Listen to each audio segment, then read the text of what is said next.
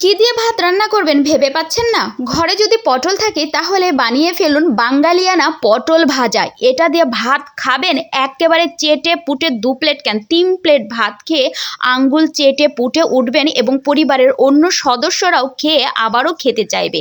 ভাজি দিয়ে ভাত খাবেন কি তার আগে ভাজি শেষ করে বসে থাকবেন। তো চলুন কিভাবে এই পটল ভাজাটা করলাম। প্রথমে পটল নিয়ে নেবেন, একেবারে টাটকা পটল। এই যে দেখুন, আমি একেবারে টাটকা পটলগুলো নিয়েছি। এই রকম পটলগুলোকে কিচ্ছু করতে হবে না, জাস্ট খালি পরিষ্কার করে ধুয়ে এই রকম 4 ফালটা করে কেটে নেবেন। আঁচড়াতে হবে না, না আঁচড়ালেই কিন্তু পটল ভাজাটা বেশি সুন্দর হবে, বেশি স্বাদ লাগবে, খেয়ে দেখবেন। তো এই তো আমি এইভাবে সব পটলগুলো কেটে নেব, আর এখানে পেঁয়াজ আর কাঁচামরিচগুলো কেটে নিয়েছি।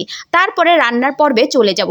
এই রকম করে যদি পটল ভাজান না, ভাত তো আপনি পেট ভরে খাবেন তৃপ্তি করে, এবং অন্যরাও খেয়ে আপনাকে আবারও বলবে যে আবারও এই পটল ভাজা করে দেন। বাঙালিরা যত স্বাদের খাবার যত রকম করেই খাক না কেন, একটু বাঙালিয়ানা করে না খেলে কিন্তু তৃপ্তি কিছুতেই আসে না।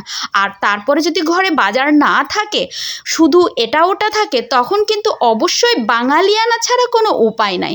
তখন আরও বিদেশিদের ফলো করে পেট ভরবে না, তৃপ্তিও আসবে না। তো যাই হোক, গরম তেলের মধ্যে আমি পটল দিয়ে দিলাম, আর জাস্ট খালি নুন আর হলুদ দিয়েছি, আর কিচ্ছু নয়। তো এই পর্যায়ে কিন্তু বেশি নাড়াচাড়া করব না, আমি অল্প একটু নেড়ে এটাকে আবারও ঢাকা দিয়ে দিব যতক্ষণ পর্যন্ত না এটা নরম হয়ে আসে।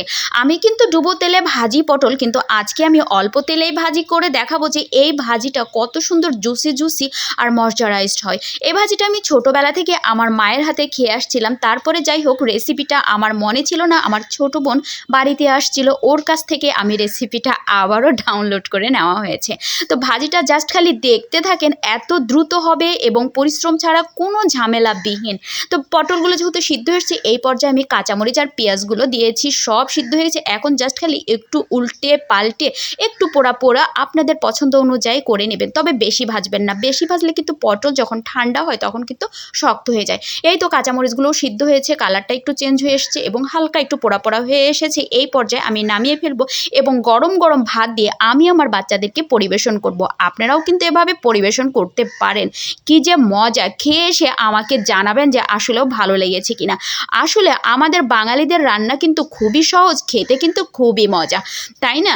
যখন দেখবেন ঘরে কিছু থাকে না, তখন আপনি যত কিছু রান্না করে খেতে চান না কেন, আপনার কিন্তু তৃপ্তি আসবে না।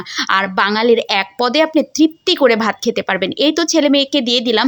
তো বন্ধুরা, যাই হোক, যদি রেসিপিটা ভালো লাগে একবার হলেও ট্রাই করে দেখবেন যে আসলে কতটা মজা হয় এই ভাজিটা। তো আজকের মতো আমি এখানে বিদায় নিয়ে নিচ্ছি। তো প্রিয় বন্ধুরা, ভালো থাকবেন, সুস্থ থাকবেন। কথা হবে অন্য কোনো ভিডিওতে। আল্লাহ হাফেজ সবাইকে।